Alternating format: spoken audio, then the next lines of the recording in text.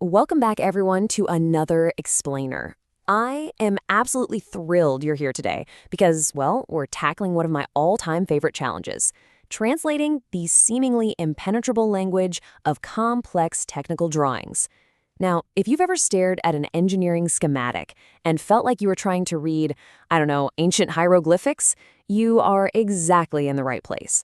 Today, we're going to break down an authentic industrial blueprint, turning all these abstract lines and floating numbers into a crystal clear manufactured reality. Let's get right into it. Okay, let's dive into this.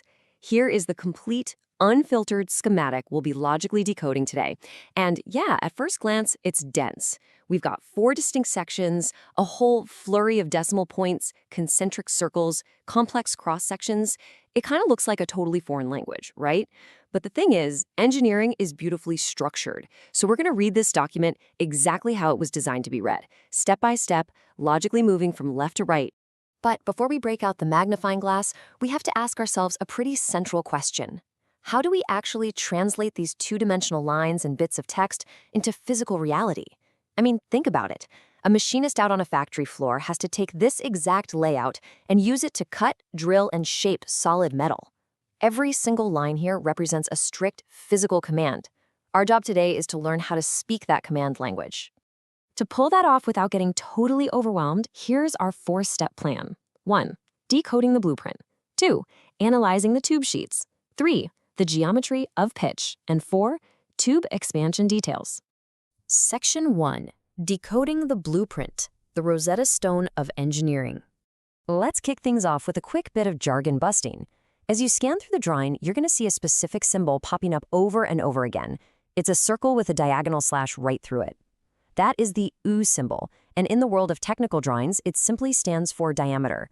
Whenever you spot this, it's telling the manufacturer the exact distance straight across the widest part of a circular object or drilled hole. Honestly, just knowing that instantly demystifies about half the numbers we're looking at. Section 2.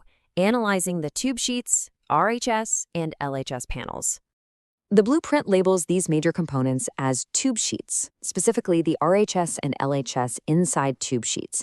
But what exactly is a tube sheet in the physical world? Simply put, it's a massive, incredibly thick, flat piece of metal. Its main job is to act like a supportive wall packed with precisely drilled holes that hold and isolate dozens, sometimes even hundreds of tubes. You'll usually find these inside heavy-duty industrial heat exchangers or boilers. Now, let's anchor ourselves on the most prominent dimension for these parts.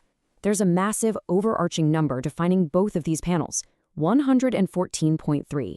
On the face of the plates, we see 0114.3, meaning the full circular plate has a diameter of 114.3 millimeters.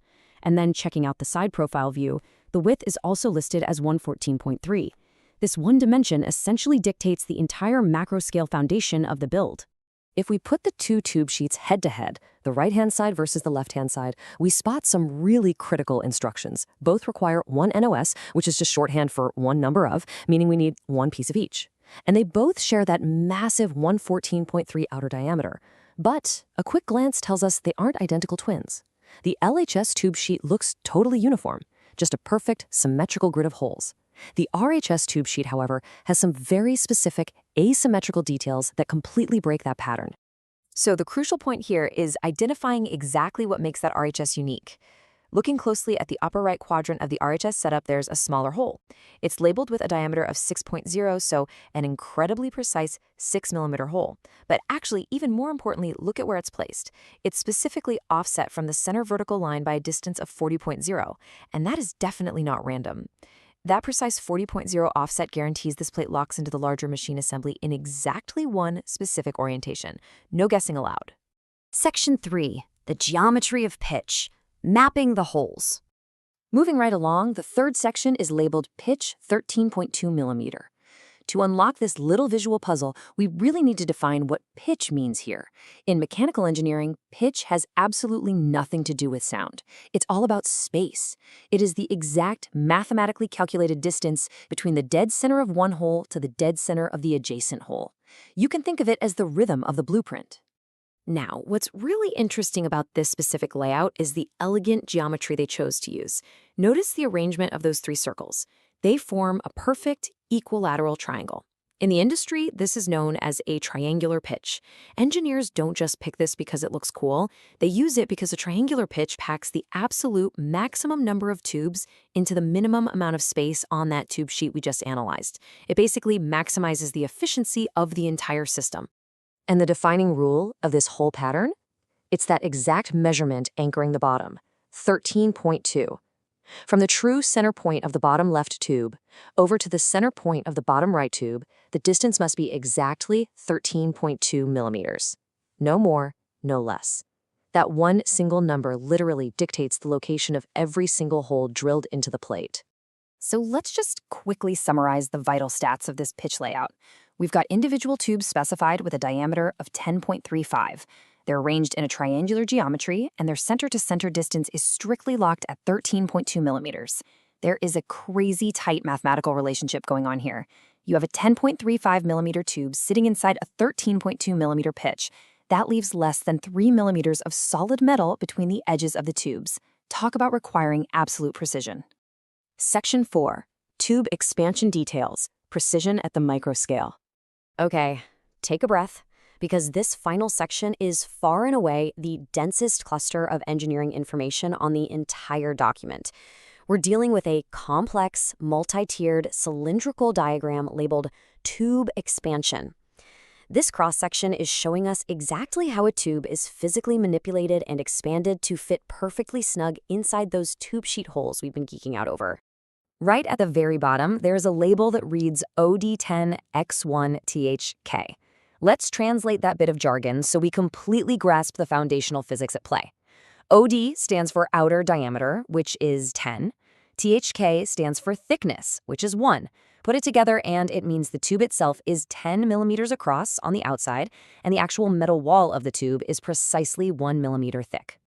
Now let's methodically break down this dense cluster of numbers pointing to all the different ledges and cuts on the cylinder. We can actually turn this visual clutter into a clean, totally logical checklist. First, we have 14.0, which dictates the overall length of the expansion section. Then, there's a 10.0 dimension giving us a structural height reference. Moving inside, we find a 6.0 internal segment length, followed right after by a precise 3.0 step dimension cut into the sidewall. And finally, hiding way over on the right, the absolute smallest number on the board, 0.4. And this brilliantly illustrates the completely unforgiving nature of this kind of manufacturing.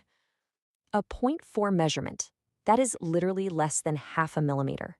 This microtolerance represents a tiny critical offset or notch on the tube expansion. If the heavy machinery cutting this metal vibrates even a little too much, or if the machinist miscalculates by a hair, that 0.4 dimension is totally ruined. And if that happens, the tube fails to seal against the tube sheet, and the whole part is basically scrap. I mean, just think about the journey we've taken across this blueprint. We started way over on the left with our foundational macro scale plates measuring 114.3 millimeters. And we ended up on the far right sweating over absolute microscopic 0.4 millimeter measurements. It's a massive testament to the incredible scaling required in modern engineering. Every single part is interconnected, from the giant heavy plates right down to the tiniest little notch. So let's pull back and look at the whole shebang one last time. Just a few minutes ago, this probably looked like a random scatter of numbers and overlapping lines, basically a foreign language. But now it's a perfectly logical map. You know exactly what the tube sheets are. You understand the offset lock. You get the efficiency of that triangular 13.2 pitch, and you deeply appreciate the crazy tight tolerances of the tube expansion. You guys have officially decoded the blueprint. But I want to leave you with a final thought to chew on. We've mastered the map, sure, but the actual territory is unforgiving, solid metal. When you're dealing with a 0.4 microdimension or a tightly packed 13.2 millimeter pitch that leaves practically zero room for error, what actually happens in the real world if a multi-ton industrial machine is off by just a tiny fraction of a millimeter? The margins between functional perfection and total mechanical failure are razor thin out there. Thank you so much for joining me on this explainer. Keep asking those questions and keep decoding the complex world around you. Catch you next time.